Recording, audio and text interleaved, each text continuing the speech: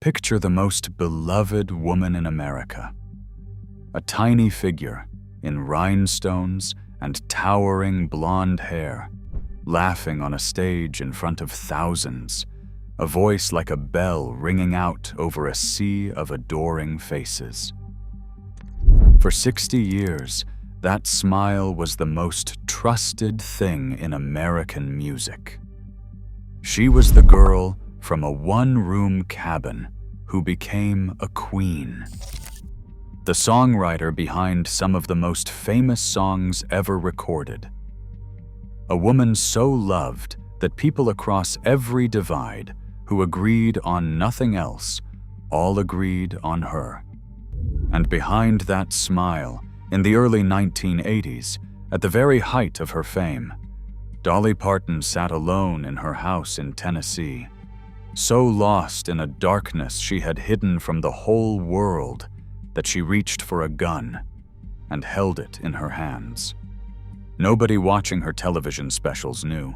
Nobody singing along to her happy, sunlit hits had any idea. The most joyful woman in country music was, in private, drowning. This is the story of how a poor girl from the Smoky Mountains built one of the most beloved empires in American history. And it is the story of the pain she carried the whole way, the heartbreak she never fully spoke of, and the darkness hidden behind the brightest smile in the world. To understand all of it, we have to go back to a cabin in the mountains with no running water and a family with almost nothing. She was born Dolly Rebecca Parton in January 1946 in a one-room cabin on the banks of the Little Pigeon River in the mountains of East Tennessee. She was the fourth of 12 children. Her father, Robert Lee Parton, was a tobacco farmer who could not read or write, and who paid the doctor who delivered her with a sack of cornmeal. Her mother, Avie Lee, raised 12 children in crushing poverty, stitching clothes for them out of whatever scraps she could find. This was not the picturesque country poverty of a song. It was the real thing. Cold winters, empty stomachs, a house full of children sharing a single bed for warmth. But in that cabin, there was music. Her mother sang the old mountain ballads, ancient songs of love and death carried over from the old world. And little Dolly, barely old enough to talk, was already making up her own songs, singing to the chickens, to the trees, to anyone who would listen. She was writing songs before she could even write the words down, her mother putting them onto paper for her. From the very beginning, the music was not a hobby. It was a way out. There is one story from her childhood that would shape everything.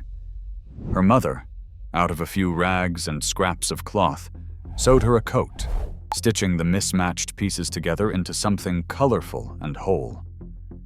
The other children at school laughed at her for wearing a coat made of rags. But her mother had told her the story of Joseph and his coat of many colors, and Dolly wore it with pride, refusing to be ashamed of being poor. Years later, she would turn that memory into one of the most beloved songs she ever wrote. It is the key to understanding her. She took the things that hurt her, the poverty, the shame, the rejection, and she turned them into beauty. That gift would make her one of the greatest songwriters alive. And it would also, one day, hide just how much pain she was really in. Before we follow her out of the mountains, one quiet word from me. If this story is already moving you, do me a small favor and tap that like button and subscribe to House of Ruin. It genuinely helps this channel grow, and it means the next of these stories finds you when it goes live. Now, back to an 18-year-old girl about to step off a bus into a city that did not want her, carrying nothing but a cardboard suitcase and a talent the world had not yet seen. She could not wait to leave. The day after she graduated from high school in 1964, she packed everything she owned into a set of matching luggage made of cardboard, and she got on a bus to Nashville. She was 18 years old, and on her very first day in the city, at a laundromat, she met a young man named Carl Dean. He would become the love of her entire life, and one of the strangest, most private marriages in the history of fame. At first, Nashville did not want her. She was a woman in a business run entirely by men, and she was told again and again that a girl could not sell records on her own. Her break came from a country star named Porter Wagoner, who put her on his national television show and sang beside her for 7 years. He gave her the stage that made her famous, but he also held on tight. He controlled her image, her music, and her decisions, and he could not accept the idea of her outgrowing him. When she finally decided to leave and stand on her own, he did not let go gracefully. The split turned bitter and cold, and he took her to court, suing her for a fortune, even as she was trying to thank him. The song she wrote to say goodbye, to honor what he had done for her and free herself from his grip at the same time, was called I Will Always Love You. One of the most famous love songs ever written was not written for a lover at all. It was written for a man who would not let her go. And walk away she did, into a level of fame almost no one in music has ever reached. In 1973, she released the song that would make her a solo superstar. It was called Jolene, a haunting, desperate plea from one woman to another, begging her not to take her man. It raced to #1, and it would go on to become one of the most covered and beloved songs in the history of music, named by Rolling Stone among the greatest songs ever recorded. But here is what almost no one singing along ever realized. Jolene was not invented. It came from a real fear. In the early years of her marriage, there was a red-haired woman who worked at the bank, a tall, striking beauty who flirted with Carl, and whom Carl, by Dolly's own admission, enjoyed a little too much.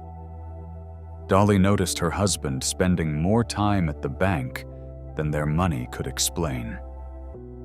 And out of that quiet dread, that fear of losing the one person she loved most, came a masterpiece. Years later, she would say, with a small, sad laugh, that if it had not been for that woman, she would never have written Jolene, and never made all that money. The most beloved song of her career was born from the fear that her marriage might fall apart. Through the 1970s and 80s, Dolly Parton became a phenomenon. She crossed over from country into pop, into film, into something bigger than a genre. Her song 9 to 5 became a #1 hit and the anthem of working women everywhere, from a film that made her a Hollywood star overnight. She would go on to sell over 100 million records, win 11 Grammy Awards, and become one of the most successful recording artists of all time. A girl who was paid for with a sack of cornmeal grew up to build an empire worth hundreds of millions of dollars, with her name on a theme park visited by millions every year, and her songs sung in every corner of the earth. She built Dollywood in 1986, in the very mountains she had grown up poor in, bringing thousands of jobs to one of the poorest regions in America. She would later give away millions of books to children through her imagination library, in honor of the father who never learned to read. She became, over time, something rarer than a star. She became beloved.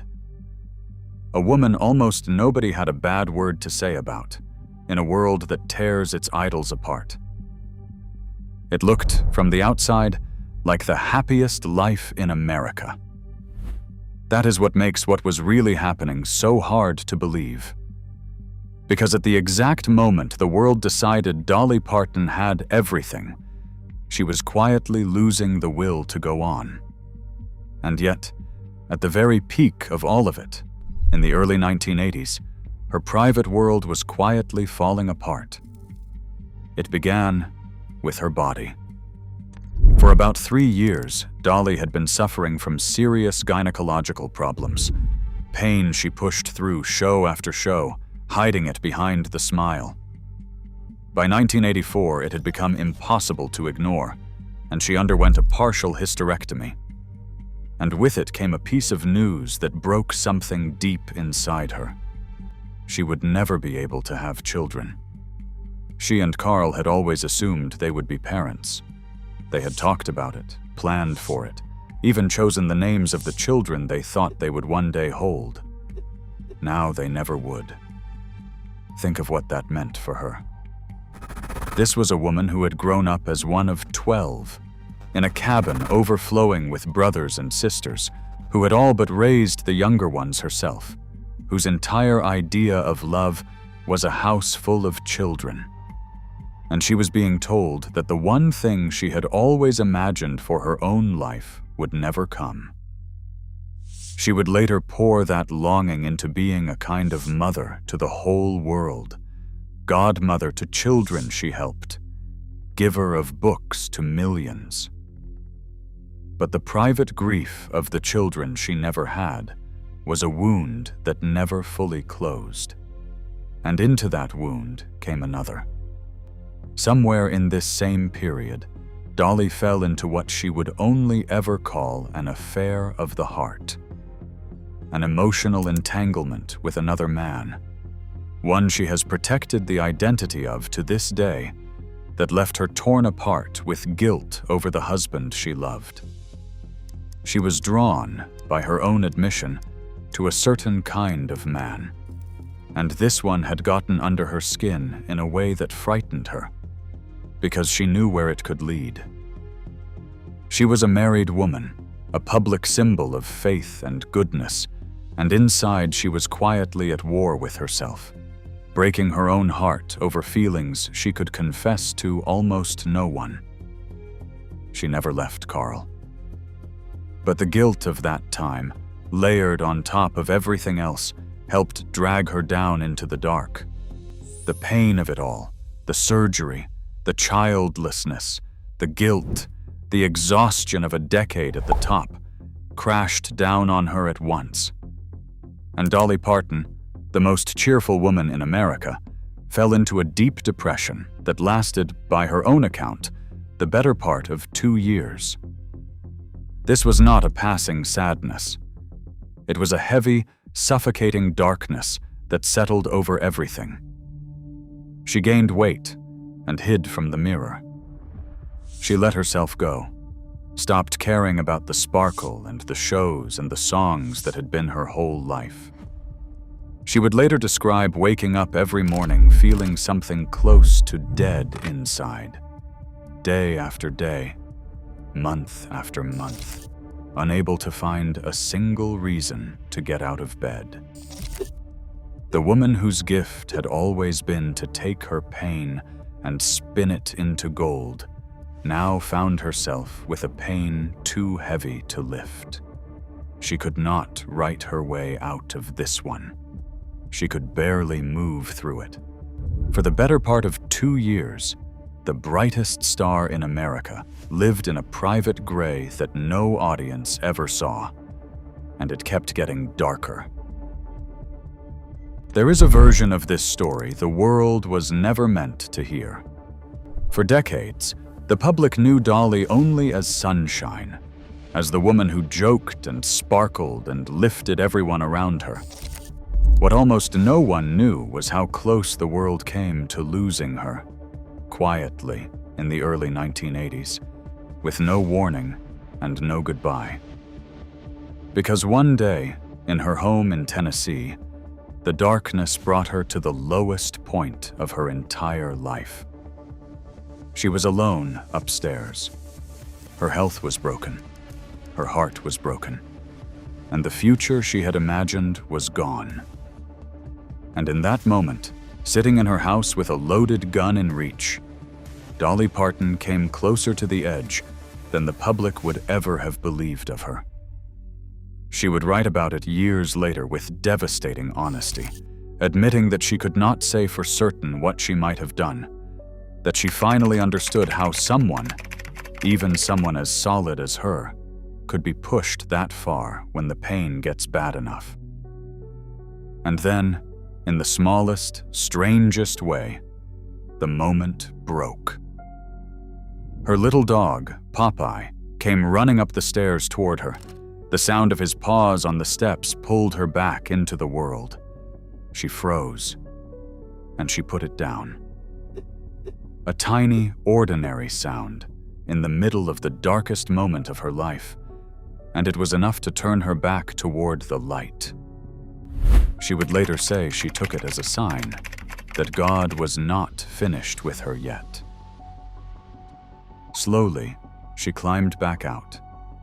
She leaned on her faith, on Carl, and on her lifelong best friend, Judy Ogle, who stayed near her through the worst of it. She began to write again, to work again, to eat and heal and live. And she made a decision that would define the rest of her life.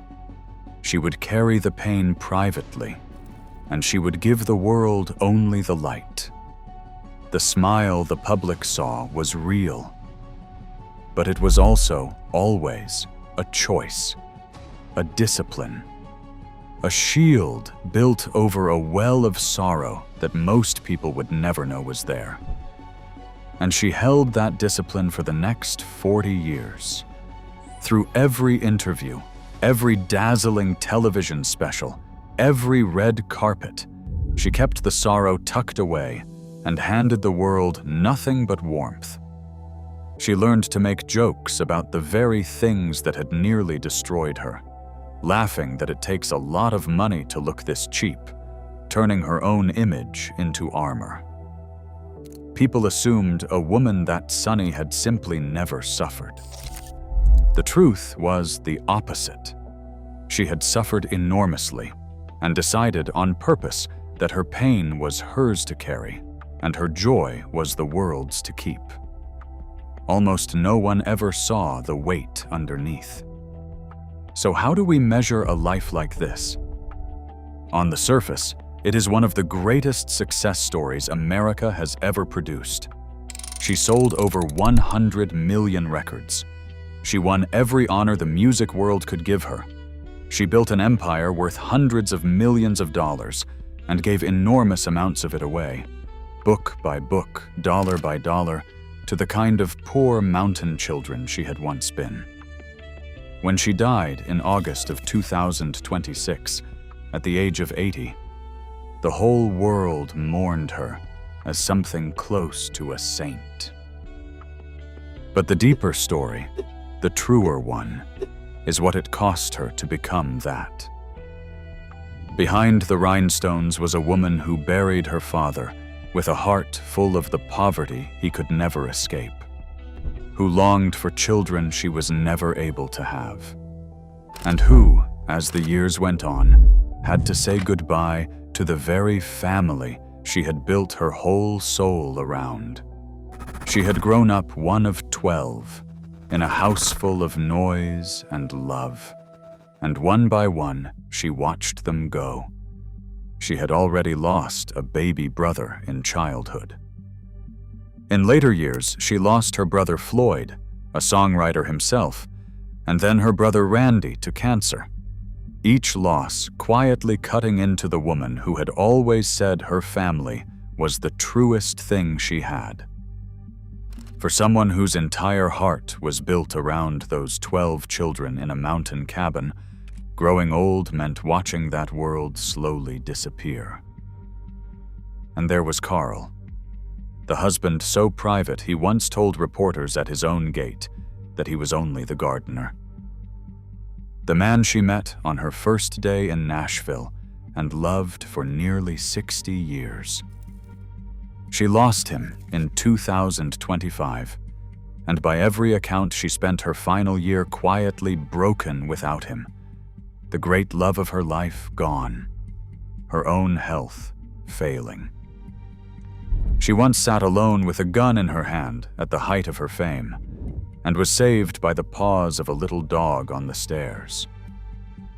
In the end, the thing that had always saved her, the family and the love she surrounded herself with, was the very thing time took away piece by piece. Dolly Parton gave the world 60 years of pure joy, and she paid for every ounce of it in a private currency of grief that she almost never let anyone see. That was the deal she made. The light was for us. The darkness she carried alone. And perhaps that is the most extraordinary thing about her. Not that her life was free of pain, but that knowing all of it, she still chose every single day to smile and to give that smile away. If this is the kind of story you want more of, then subscribe to House of Ruin. Tap the like button and tell me in the comments who you think we should uncover next. Because behind every famous name, there is a story the world never fully saw. Dolly gave us her whole life and only ever let us see the light. The least we can do is remember the woman who carried the rest of it alone. Rest easy, Dolly, and thank you.